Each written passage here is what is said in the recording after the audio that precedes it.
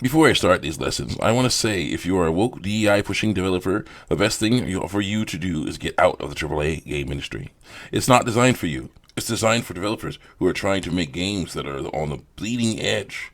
They want to make the best graphics, the best gameplay, the best looking characters, the best stories. Woke games often don't strive for these things. They strive for the woke message. We are victims. We're oppressed, and we're going to rise up and strike back against the man.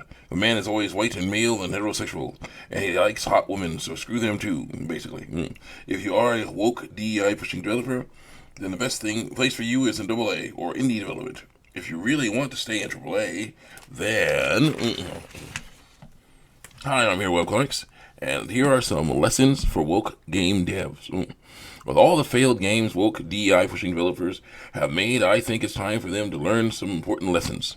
These lessons may help them do better, and they could actually make money. Lesson 1. Never make fun of someone's death. In video games and movies, the ones who die are not real people. But in real life, even if you don't like them, they are. Never make fun of them and never do it online. It makes you look like a psychopath, and most employers do not want to work with psychopaths. They do not want psychopaths working for them. People have already been fired for it. Lesson 2. Fix your protagonists. This is very important. Almost all your protagonists look the same. Medium-sized women of color with masculine features. Big chins, big jaws, bodies with no breasts or curves. When we see the females that look like this, we know you're involved in the game. So we won't buy it. To counter this, you have to change how your protagonists look. You don't have to make them look hot like Eve from Stellar Blade, or massive and muscular like on Space Marine 2. They can look good and unconventional. Take the horrible-looking girl from Star Wars Outlaws. While her ugly face was not the only issue with the game, seeing it in cutscenes and on book box art, and on the box art, made us run for the hills. And the weird thing is, the lady that was the real-life model for her looks pretty good. The solution that may work for you would be to change her head. Instead of her looking like Leon Spinks as an 80s female, make her make her an alien or a droid, or put a helmet on her. Then she won't look like a supermodel, but she won't look bad. There's a good middle ground out there, and all you woke devs can find it in your own ways. It's a little change with big results. Currently, when I see a character with things I will call woke features, woke chin, woke jaw, woke clothes, and woke body, I will know that that game is woke and therefore not good. By changing the character's face, you'll cut down on that effect. Think of Kay from Star Wars Outlaws. She would have looked so much better with a different face. Say she had the same face as her dog. It was an axolotl dog. I've never seen an axolotl dog in Star Wars. It must be from some new planet.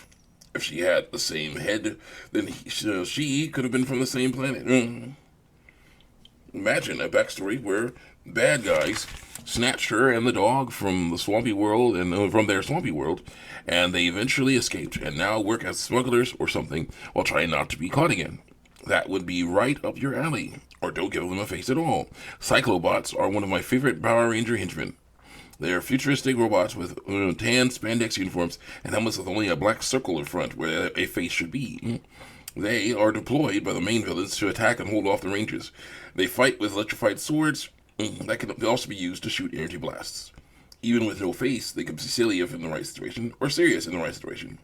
And there's a character in Stellar Blade whose face you can't see. He's a side character you meet in a bar. He's dressed as some sort of combat pilot, and he has a helmet on with a black tinted visor on it. I think he was the black background character they used for the scene. The side quest. Anyway, his girlfriend is a robot, much like Eve, but she was badly damaged and was on the verge of dying. When Eve found out about this, she, Adam, her obvious love interest, and a girl I call Baby Swimsuit Robot, because she is 15 but wears a swimsuit like outfit. Anyway, repair the girlfriend, robot, as best they can. While it's not perfect, she has a new lease on life and can sing like she used to again. When her boyfriend found out, while you couldn't see his face, you could tell from his voice and body language that he was ugly and crying with joy because he was relieved that his girl was going to be okay. You see, even with no face, characters can be amazing. You woke devs should try it sometime. Next, after fixing their face, fix their bodies. This is another important issue you woke devs need to work on. Whenever we see females with deflated breasts and curves, we will blame you. Are there women with small breasts and curves in the real world? Yes. Like people, body parts come in all shapes and sizes. You prefer to put smaller ones on your women, most likely for personal reasons, but the point is making them look more natural will make us more likely to play the game. If you don't want to do that, then perhaps baggy clothes could work. Also, you need to let us play as more than medium-sized characters for more than one reason. Not just because it will give us more variety with the look of your games. It will also give us more variety for how we play. This will take a while, so please bear with me. In RPGs, role-playing games, there are different types and different builds. I simplify it to small, medium, and large, or in RPG terms, high DPS, all-rounder, and tank. High DPS stands for high damage per second. They are small and fast or agile, but they have to attack many times in rapid succession to cause enough damage. Each hit has low damage, but with enough hits, they can chip away HP or health points to beat enemies. They also have to use their speed to protect themselves. Their defense is so low they could be KO'd in only a few hits. Imagine a small speedster. In a Flash comic, there was a girl around 6 or 7 years old who could use the Speed Force. She was the daughter of another speedster in the DC universe. Now imagine her in an Arkham game, zipping around the arena, dodging attacks, and peppering the enemy with blows. That's one kind of DPS. Another kind is the agile DPS. I have ideas for 4 different Batwomen. The 3 gray ones would be different sizes: small, medium, and large. The red head would be medium, but I would have a different gameplay style. We'll talk about that later. Those later. Right now, we're going to focus on my versions of the small Batwoman. She'll serve as my example of an agile high DPS. Unlike the speedster girl, small Batgirl has to cartwheel and flip out of the way of attacks. She's still quick, but in a different way. This also changes how she attacks. Instead of peppering enemies with attacks, she will put all her whole body into each attack. She will flip, cartwheel, or otherwise dodge an enemy attack, and then slam into the enemy and then with a powerful jump kick. She will repeat such attacks until the enemy is sufficiently weakened, and then will knock them out with a flip kick if they're standing, or a final flying kick, or a gymnast landing stomp on their diaphragm if they are lying down. That's the agile DPS. Think of the martial artist enemy from Arkham Origins. That was a cool enemy. Anyway, let's move on to the next build, the medium-sized one, the all-arounder. This build is stronger, and has more defense than the small build, with less speed and agility. They also don't have as much defense and power as the big tank builds do. Sadly, the Arkham series used mostly medium-sized playable characters. Bane was there, and he was huge, a perfect tank. And Penguin was there, as a perfect DPS with mid-range options, and they didn't use either of them. That was their choice, but still, it would have been fun. You guys can rectify this mistake. Though there were some different size mediums, Batgirl and Catwoman were good small mediums. Both were agile and had special attacks that worked for their characters. Batgirl used karate, taekwondo, and wrestling moves to generate the power she wanted to have to knock out enemies. Catwoman got into DPS territory with her claw swipe combos. Then there were mid-sized mediums. Robin, Nightwing, and Red Hood had more power and less agility. They were even more diverse because they used signature weapons. Robin had an extending staff. Nightwing had electric batons, and Red Hood had twin hand cannons. Then there were the biggest mediums, Batman and Azrael. They were very hard-hitting and could actually pick up and throw enemies. That's the versatility of the all-arounder. And things got even better when you add different fighting styles to the mix. I'll talk about that after I talk about the biggest build of character, the tank. These are the powerhouses of the group. Their power and defense are the highest of the group, but their speed and agility is the lowest. The best way for them to play is to take some hits and power on through with a strong attack. A punch or a kick from a tank can be devastating. And then there's the power moves. Power moves take time to prepare and can be seen coming from a mile away. If they hit, that's a huge chunk of HP out of the opponent's health bar. Each build works differently, and each build works differently against each other. A tank build, think Bane, Killer Croc, or Clayface, would have trouble hitting a high DPS build like our little speedster. But the speedster would need to hit the tank a lot to beat it.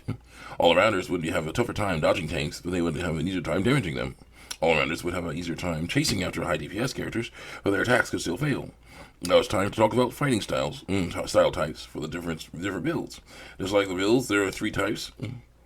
High DPS, all-arounder, and power-focused. High DPS styles include Western boxing, kickboxing, and Wing Chun Kung Fu, any style that will use rapid hand or foot movements to pepper enemies with blows. Giving a high DPS character a high DPS style makes them perfect for wearing down enemies. All-rounder styles include karate, kung fu, taekwondo, and others that are trying to balance power and speed with their attacks. Giving an all-rounder build an all-rounder fighting style will show off how good it is for any occasion. Power-based fighting styles include pro wrestling, kung fu styles that are power-based, and any other power-based style. Giving a power-based style will show how a tank can get through groups of enemies quickly. But it doesn't have to always be like it doesn't always have to be that way. Give a DPS build of power style, and you got a style of character like my wrestler version of Mary Doll. For those that don't know, Mary Doll was an original character that made for the WB Batman anime series. She was a little person, much like Gary Coleman or Vern Troyer. She was around 30 years old, but her body size stopped growing around the age of 5. She was the star of a silly sitcom, but eventually it ended and she had trouble finding acting roles. She eventually went crazy and hired henchmen to kidnap her old co-stars and threatened to kill them if they didn't start the show again. Batman and Robin put a stop to that. I won't spoil how, but it was awesome. She made one more appearance in a related show, but that was about it. My versions are different. My versions are different than the canon ones. One version was a character made up for my Suicide Squad Kill Justice League alternate ending. I gave her a katana and later a ninja star backpack and called her China Doll. The version I want to talk about as a DPS build with a power-based style is what I'll call Wrestler Mary Doll. She's small, but she does big, powerful, showy pro wrestler moves. I have heard of little person wrestlers, pro wrestlers in real life. They are a great contrast to the big guys. Anyway, she would fight henchmen in the Arkhamverse in a special way. She's not as fast as a speedster and not as agile as a small Batwoman, but she would fight in a similar way. Using her whole body to attack opponents. She will do Superman punches, double leg jump kicks, axe handle strikes, gymnast landing stomps, body slams, and cannonball slams. For slam takedowns, she will sneak up on an enemy, grab and pull a leg out from under them to get them to fall forward. That's an actual wrestling move I saw once. She then will run up to their heads and get them in a chokehold to knock them out. For all-arounders, the power-based style shows off a great technique. Actually, all the styles show off that, but to explain that, the late all-arounder's way of generating power and technique is very important. However, technique is very important. It can't pick up and throw enemies like the tank, and it can't avoid enemy attacks like the high DPS build can. To throw an enemy, the all-arounder must use a technique to get them in a position so that they can execute the throw. Think of how someone who knows judo does it. For stealth takedowns, an all-arounder will have less to do than a high DPS. Take my version of medium Batwoman, for example. She would know the MMA, and that includes jujitsu, so she would grab enemies from behind with a rear naked choke and knock them out. Attacks would include karate punches and forearm strikes, elbow strikes, knee strikes, and many kinds of kicks. Giving the tank a high DPS style will give them much needed speed. Say a tank would use wrestling and boxing as their fighting style. They would be like Butterbean, the boxer. That guy just punches, but each punch is devastating. I saw him knock a guy out in only a few hits. For stealth attacks, they would immobilize and choke. Regular attacks would include punches, forearm strikes, elbow strikes, shoulder charges, spinning arm attacks, low kicks, stomps, throws, and body slams. And these are only 3 kinds of builds and 3 kinds of attack styles. You can mix and match in all kinds of ways. And you woke DEI pushing developers need to have success in AAA. So that was 2 aspects of your games that are holding you back: your protagonist's face and your protagonist's body. And your gameplay styles as a bonus. Speaking of which, diversity needs to be your strength here too. You can copy other gameplay styles if you want, but I suggest Arkham style free flow combat. That is one of my favorite styles, and I would like your games more if you used it or something like it. Then comes your weakest feature, your story. Yeah. It's always boils down to we're victims, we're oppressed, and we're going to rise up and strike back against the oppressors. All that is a useful story. There are so many more out there that you can use. What about a little change? We're victims and we're oppressed, but we can't rise up and strike back against the man. All we can do is survive. See? Small twists can make your story better, too. You woke devs in AAA gaming have a rare opportunity here. No matter what you do, you will fail. Why not go out in a blaze of glory instead of a whimper? These lessons will help you. I'm your webcomics, and please change something. So many failures is pathetic, even for you guys.